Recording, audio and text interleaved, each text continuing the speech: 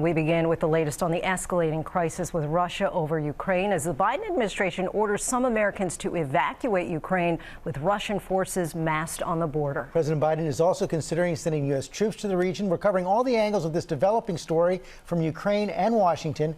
We begin with our senior foreign correspondent, Ian Pennell, who is just back from the front lines. Good morning, Ian. Yeah, good morning, George. There are reports Russia is planning significant military action against Ukraine. Those are the words from this latest advisory from the State Department.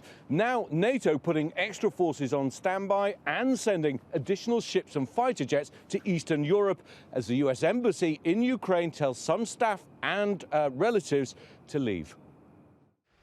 U.S. officials ordering the evacuation of family members of U.S. embassy staff in Ukraine. Some non-essential personnel also allowed to leave.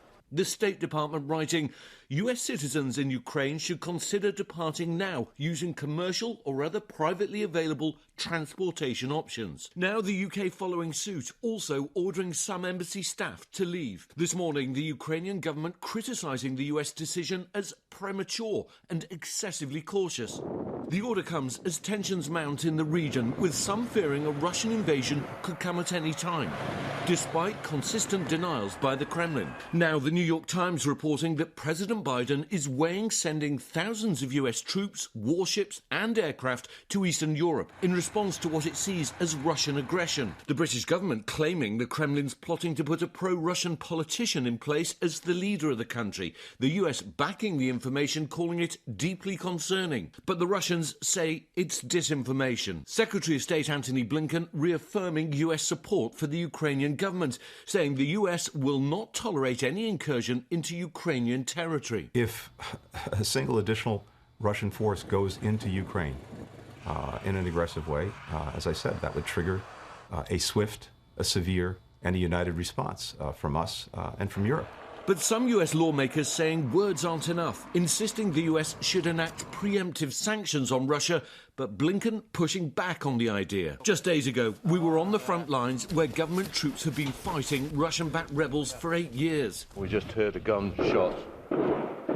But these troops insist they're prepared in the event of an invasion. Do you think there is a bigger chance that Russia will try to invade? Basically, yeah. We think that there is a big chance of this.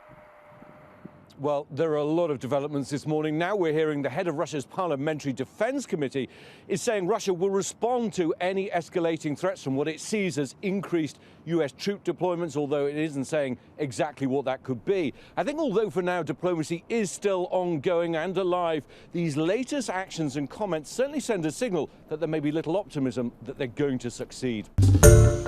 Hi, everyone. George Stephanopoulos here. Thanks for checking out the ABC News YouTube channel. If you'd like to get more videos, show highlights, and watch live event coverage, click on the right over here to subscribe to our channel. And don't forget to download the ABC News app for breaking news alerts. Thanks for watching.